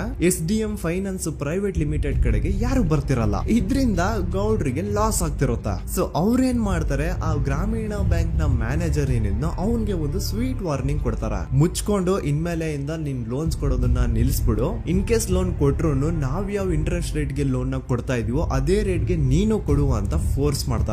ಆದ್ರೆ ಆ ಗ್ರಾಮೀಣ ಬ್ಯಾಂಕ್ ನ ಮ್ಯಾನೇಜರ್ ಇದ್ಯಾವುದನ್ನು ಕಿವಿಗೆ ಹಾಕೊಳ್ಳಾರ್ದೆ ಅವ್ನ್ ಕೆಲಸ ಅವ್ನ್ ಮಾಡ್ಕೊಂಡು ಹೋಗ್ತಾನ. ದೆನ್ ಸಡನ್ಲಿ ಒಂದು ದಿನ ಬ್ಯಾಂಕ್ ಮ್ಯಾನೇಜರ್ ನ ಹೆಂಡತಿನ ಮನೆ ಒಳಗಡೆನೆ ನುಗ್ಗಿ ಯಾರು ಮಾಡಿ ತುಂಬಾ ಭೀಕರವಾಗಿ ಸಾಯಿಸ್ಬಿಡ್ತಾರ. ಇದ್ರ ರಿಗಾರ್ಡಿಂಗ್ ಆ ಬ್ಯಾಂಕ್ ಮ್ಯಾನೇಜರ್ ಪೊಲೀಸ್ ಸ್ಟೇಷನ್ ಅಲ್ಲಿ ಕಂಪ್ಲೇಂಟ್ ಕೊಡಕ್ ಹೋದ್ರೆ ಪೊಲೀಸ್ ಅವರು ಉಲ್ಟಾ ಆ ಬ್ಯಾಂಕ್ ಮ್ಯಾನೇಜರ್ ಹೆಸರಲ್ಲೇ FIR ಬರ್ದು ನೀನೇ ನಿನ್ ಹೆಂಡತಿನ ಸಾಯಿಸಿದ್ಯಾ ಅಂತ ಅವನ್ನೇ ಅರೆಸ್ಟ್ ಮಾಡ್ಬಿಡ್ತಾರ. ನಂತರ 1-2-3 ವರ್ಷ ಆ ಬ್ಯಾಂಕ್ ಮ್ಯಾನೇಜರ್ ಜೈಲಲ್ಲಿ ಇರ್ತಾನೆ. ಅದಾದ್ಮೇಲೆ ಅವನ ಕ್ರೈಮ್ ನ ಮಾಡಿಲ್ಲ ಅಂತ ಕೋರ್ಟ್ ಅಲ್ಲಿ ಪ್ರೂವ್ ಆಗುತ್ತೆ. ಆದ್ರೆ ರಿಯಲ್ ಕ್ರೈಮ್ ಮಾಡಿದವರು ಯಾರು ಅಂತ still it's A question mark. And ಇನ್ನೊಂದು ನಾರಾಯಣ ಅಂಡ್ ಯಮುನಾ ಕೇಸ್ ಬಗ್ಗೆ ಅಂತೂ ನಾನು ಆಗ್ಲೇ ನಿಮ್ಗೆ ಎಕ್ಸ್ಪ್ಲೇನ್ ಮಾಡಿದೆ. ಸೊ ಎಂತ ಕೋಇನ್ಸಿಡೆಂಟ್ಸ್ ಗಳು ನೋಡಿ, ಯಾರೆಲ್ಲ ಆ ಧರ್ಮಸ್ಥಳದಲ್ಲಿ ಗೌಡ್ರು ಕುಟುಂಬನ ಎದುರಾಕೊಂಡಿದಾರೋ ಅವ್ರ ಜೀವನದಲ್ಲಿ ಏನೋ ಒಂದು ತುಂಬಾ ದೊಡ್ಡ ದುರಂತ ನಡೆದು ಹೋಗುತ್ತಾ. ಅಂಡ್ ಸರ್ಪ್ರೈಸಿಂಗ್ಲಿ ಅವ್ರ ಕೇಸಲ್ಲಿ ಪೊಲೀಸ್ ಅವ್ರ ಕಡೆಯಿಂದ ಪ್ರಾಪರ್ ಇನ್ವೆಸ್ಟಿಗೇಷನ್ ಆಗಲ್ಲ. ಅಂಡ್ ಯಾರ ಕ್ರೈಮ್ ನ ಮಾಡಿದ್ರು ಅಂತ ಯಾವತ್ತೂ ಹೊರಗ್ ಬರೋದೇ ಇಲ್ಲ. ಸೊ ಈ ಗೌಡ್ರು ಕುಟುಂಬದವರು ಧರ್ಮಸ್ಥಳದಲ್ಲಿ ಬೇಜನ್ ಕರ್ಮಕಾಂಡಗಳನ್ನ ಮಾಡಿದ್ದಾರೆ. ಅಂಡ್ ಅವ್ರ ಪವರ್ ಅಂಡ್ ಅವ್ರಿಗಿರುವಂತಹ ಇನ್ಫ್ಲೂಯೆನ್ಸ್ ಇಂದ ಆ ಎಲ್ಲಾ ಕೇಸ್ ನ ಮುಚ್ಚಾಕಿದ್ದಾರೆ ಅಂತ ಮಹೇಶ್ ಹಾಗೂ ಗಿರೀಶ್ ಮುಟ್ಟಣ್ಣನವರ ಹೇಳಿಕೆ ಆಗಿದೆ. ಸೊ ಗೌಡ್ರು ಫ್ಯಾಮಿಲಿನ ಟ್ರ್ಯಾಕ್ ರೆಕಾರ್ಡ್ ನೋಡಿದ್ರೆ ಧರ್ಮಸ್ಥಳದಲ್ಲಿ ಒಂದು ಹುಡುಗಿನ ರೇಪ್ ಅಂಡ್ ಮರ್ಡರ್ ಮಾಡಿ ದೆನ್ ಪೊಲೀಸ್ ಅವ್ರಿಗೆ ಲಂಚ ಕೊಟ್ಟು ಇನ್ವೆಸ್ಟಿಗೇಷನ್ ನ ಮಿಸ್ಲೀಡ್ ಮಾಡೋಷ್ಟು ಪವರ್ ಇನ್ಫ್ಲೂಯೆನ್ಸ್ ಈ ಗೌಡ್ರು ಕುಟುಂಬಕ್ಕೆ ಮಾತ್ರ ಇರೋದು. ಈಗ ಸಂತೋಷ್ ರಾವ್ ಅಂತೂ ಸೌಜನ್ಯ ಕೇಸಲ್ಲಿ ಆರೋಪಿ ಅಲ್ಲ ಅಂತ ಪ್ರೂವ್ ಆಯ್ತು. ಹಾಗಿದ್ರೆ ರಿಯಲ್ ಆರೋಪಿ ಯಾರು? ನೆನಪು ಮಾಡ್ಕೊಳ್ಳಿ, 11 ಅಕ್ಟೋಬರ್ 2012 ಸಂಜೆ 5 ಗಂಟೆ ಹಾಗೆ ಬಾಹುಬಲಿ ಬೆಟ್ಟದಲ್ಲಿ ಸಂತೋಷ್ ರಾವ್ ತನ್ನ ಪಾಡಿಗೆ ತಾನು ಸೀನರೀಸ್ ನ ಎಂಜಾಯ್ ಮಾಡ್ಕೊಂಡು ಸುಮ್ಮನೆ ಕೂತಿರ್ಬೇಕಾದ್ರೆ ಅವನ ಹತ್ರ 5 ಜನ ಕಿಡಿಗೇಡಿಗಳು ಬಂದು ಜಗಳ ತೆಗಿತಾರ. ಆ 5 ಜನ ಕಿಡಿಗೇಡಿಗಳು ಯಾರು ಅಂತ ನಾನು ಇಲ್ಲಿವರೆಗೂ ನಿಮ್ಗೆ ಹೇಳಿಲ್ಲ. ಸೊ ಅವರು ಬೇರೆ ಯಾರು ಅಲ್ಲ, ಚಿಕ್ಕ ಗೌಡ್ರು ಮಗ ನಿಶಾಂತ್ ಜೈನ್ ನ ವೆರಿ ಕ್ಲೋಸ್ ಫ್ರೆಂಡ್ಸ್. ಅವ್ರ ದಣಿ ಮಾಡಿರುವಂತಹ ಕ್ರೈಮ್ ಅಲ್ಲಿ ಬೇರೆ ಯಾರನ್ನಾದ್ರೂ ಸಿಗಿಸ್ಬೇಕಲ್ಲ ಅಂತ ಇವ್ರು ಬಕ್ರ ಹುಡುಕ್ತಾ ಇರ್ಬೇಕಾದ್ರೆ ಆಗ ಇವ್ರಿಗೆ ಸಿಗೋದೆ ಸಂತೋಷ್ ರಾವ್. ಅಗೇನ್ ಇನ್ನೊಂದು ಎಂತ ಕೋಇನ್ಸಿಡೆನ್ಸ್ ನೋಡಿ, ಸಂತೋಷ್ ರಾವ್ ಸೌಜನ್ಯ ಕೇಸಲ್ಲಿ ಅರೆಸ್ಟ್ ಆದ ನಂತರ ಚಿಕ್ಕ ಗೌಡ್ರು ಮಗ ನಿಶಾಂತ್ ಜೈನ್ ದೇಶನೇ ಬಿಟ್ಟು ಹೋಗ್ಬಿಡ್ತಾನ. ಈ ಕೇಸಲ್ಲಿ ಚಿಕ್ಕ ಗೌಡ್ರು ಮಗ ಇನ್ವಾಲ್ವ್ಮೆಂಟ್ ಇದೆ ಅಂತ ಯಾರಿಗೂ ಡೌಟೇ ಬರ್ತಾ ಇರ್ಲಿಲ್ಲ. ಡೌಟ್ ಯಾವಾಗ ಬಂತು ಅಂದ್ರೆ ಆ 5 ಜನ ಕಿಡಿಗೇಡಿಗಳು ಯಾರು ಸಂತೋಷ್ನ ಈ ಒಂದು ಕೇಸಲ್ಲಿ ಸಿಗಾಕ್ಸಿದ್ರು ಆ 5 ಜನರಲ್ಲಿ ಒಬ್ಬ ರವಿ ಪೂಜಾರಿ ಅಂತಾನು ಇರ್ತಾನೆ. ಅವನ್ಗೆ ತಾನು ತಪ್ಪು ಮಾಡಿದೀನಿ ಅಂತ ಗಿಲ್ಟ್ ಕಾಡುತ್ತೋ ಅಥವಾ ಬೇರೆ ಏನೋ ಗೊತ್ತಿಲ್ಲ, ಆದ್ರೆ ಅವನೇ ಸ್ವತಃ ಪೊಲೀಸ್ ಅವ್ರ ಹತ್ರ ಹೋಗ್ಬಿಟ್ಟು ಸೌಜನ್ಯ ಕೇಸಲ್ಲಿ ನಿಜವಾದ ಆರೋಪಿ ಸಂತೋಷ್ ಅಲ್ಲ ಕಂಡ್ರು, ಅವನ್ನ ಸುಮ್ನೆ ಸಿಗಾಕ್ಸಿರೋದಷ್ಟೇ, ನಿಜವಾದ ಆರೋಪಿಗಳು ಚಿಕ್ಕ ಗೌಡ್ರು ಮಗ ನಿಶಾಂತ್ ಜೈನ್ ಅಂಡ್ ಅವನ್ ಫ್ರೆಂಡ್ಸ್ ಸೂರಜ್, ಕಿರಣ್ ಅಂಡ್ ಕಣ್ಮಣಿ ಅಂತ. ಈ ಎಲ್ಲಾ ವಿಷಯನ ರವಿ ಪೂಜಾರಿ ಪೊಲೀಸ್ ಅವ್ರಿಗೆ ತಿಳಿಸ್ತಾನೆ. ಅಗೇನ್ ಎಂತ ಒಂದು ಕೋಇನ್ಸಿಡೆನ್ಸ್ ನೋಡಿ, ಈ ವಿಷಯಗಳನ್ನ ಊರಿನ ಜನರು ಮುಂದೆ ಹೇಳಿದಂತಹ ರವಿ ಪೂಜಾರಿ ಆಕಸ್ಮಿಕವಾಗಿ ಸತ್ತು ಹೋಗ್ಬಿಡ್ತಾನೆ. ಇವನ್ ಹೇಳಿದ್ದು ನಿಜ ಅಂತ ಜನರಿಗೆ ಯಾವಾಗ ಕನ್ಫರ್ಮ್ ಆಗುತ್ತೆ ಅಂದ್ರೆ ಸೌಜನ್ಯಗೆ ತುಂಬಾ ಹತ್ರವಾದವ್ರು ಒಬ್ರು ಯಶೋಧ ಅನ್ನೋರು ಕೋರ್ಟ್ ಅಲ್ಲಿ ಬಂದ್ಬಿಟ್ಟು ಸೌಜನ್ಯ ಕೊಲೆ ಆಗಿದ್ದ ದಿನ ಆ ಒಂದು ಸ್ಪಾಟ್ ಅಲ್ಲಿ ನಾನು ಈ 3 ಜನರನ್ನ ನೋಡಿದ್ದೆ ಅಂತ ಸಾಕ್ಷಿ ಹೇಳ್ತಾರೆ. ಈಗ ಎಲ್ಲಾ ಡಾಟ್ಸ್ ನ ಕನೆಕ್ಟ್ ಮಾಡ್ತಾ ಹೋದ್ರೆ ಸೌಜನ್ಯ ಕೇಸ್ ಒಂದೇ ಅಲ್ಲ, ನಾರಾಯಣ ಹಾಗೂ ಯಮುನಾ ಕೇಸಲ್ಲೂ, ವೇದವಲ್ಲಿ ಕೇಸಲ್ಲೂ, ಆ ಬ್ಯಾಂಕ್ ಮ್ಯಾನೇಜರ್ ನ ಕೇಸಲ್ಲೂ ಹಾಗೂ ಪದ್ಮಲತಾ ಕೇಸಲ್ಲೂ ಸೀದಾ ಡೈರೆಕ್ಟ್ ಡೌಟ್ ಬರೋದೆ ಊರಿನ ಗೌಡ್ರ ಮೇಲೆ. I really want to appreciate Kudla rampage YouTube channel, third eye YouTube channel, Girish ಮುಟ್ಟಣ್ಣನವರು ಸರ್ ಹಾಗೂ ಮಹೇಶ್ ಅವರು ಅಂಡ್ ಆಲ್ ಅದರ್ಸ್. ಇವರ ಕಾನ್ಸ್ಟೆಂಟ್ ಎಫರ್ಟ್ಸ್ ಇಂದಾನೆ ಸತ್ಯ ಏನಂತ 1 by 1 ಹೊರಗೆ ಬರ್ತಿದೆ and they are trying their level best to catch real criminals. At present Soujanya case ಬಗ್ಗೆ ಅಪ್ಡೇಟ್ ಏನು ಅಂತಂದ್ರೆ ಹೈಕೋರ್ಟ್ ವರೆಗೂ ಈ ಒಂದು ಕೇಸ್ ಹೋಗಿದೆ ಅಂಡ್ ಈ ಕೇಸ್ ಅಲ್ಲಿ ಈಗ ಇನ್ನೊಮ್ಮೆ ಮತ್ತೆ ಫ್ರೆಶ್ ಆಗಿ ರೀಇನ್ವೆಸ್ಟಿಗೇಷನ್ ಸ್ಟಾರ್ಟ್ ಆಗಬೇಕು ಅಂತ ಹೋರಾಟ ನಡೀತಿದೆ. ಸುದೂತ ಪ್ರಜೆಗಳೇ, ಇದಾಗಿತ್ತು ಸೌಜನ್ಯ ಕೇಸ್ ಬಗ್ಗೆ ನಮ್ಮ ಒಂದು ಡೀಟೇಲ್ಡ್ ವಿಡಿಯೋ. ಈ ವಿಡಿಯೋದಲ್ಲಿ ನನ್ನಿಂದ ಎಲ್ಲಾದ್ರೂ ಏನಾದ್ರೂ ಚಿಕ್ಕ ಪುಟ್ಟ ಇನ್ಫಾರ್ಮೇಶನ್ ಮಿಸ್ ಆಗಿದ್ರೆ ಅಥವಾ ಮಿಸ್ಟೇಕ್ ಆಗಿದ್ರೆ ಅದನ್ನ ದಯವಿಟ್ಟು ಕಮೆಂಟ್ ಸೆಕ್ಷನ್ ಅಲ್ಲಿ ಹೈಲೈಟ್ ಮಾಡಿ. ಈ ವಿಡಿಯೋ ಯಾವಾಗ ಯೂಟ್ಯೂಬ್ ಇಂದ ಡಿಲೀಟ್ ಆಗುತ್ತೋ ನನ್ಗಂತೂ ಗೊತ್ತಿಲ್ಲ. ಸೊ ಪ್ಲೀಸ್ ಆದಷ್ಟು ಬೇಗ ಇದನ್ನ ಎಲ್ಲಾ ಕಡೆ ಶೇರ್ ಮಾಡಿ. ಓಕೆ ಪ್ರಜೆಗಳೇ, ಇವತ್ತಿಗಿಷ್ಟು ಸಾಕು ಅನ್ಕೊಳ್ತೀನಿ. ನಾನು ನಿಮ್ಮ ದೂತ ಸಮೀರ್ MD. ಮತ್ತೆ ಸಿಗ್ತೀನಿ ನೆಕ್ಸ್ಟ್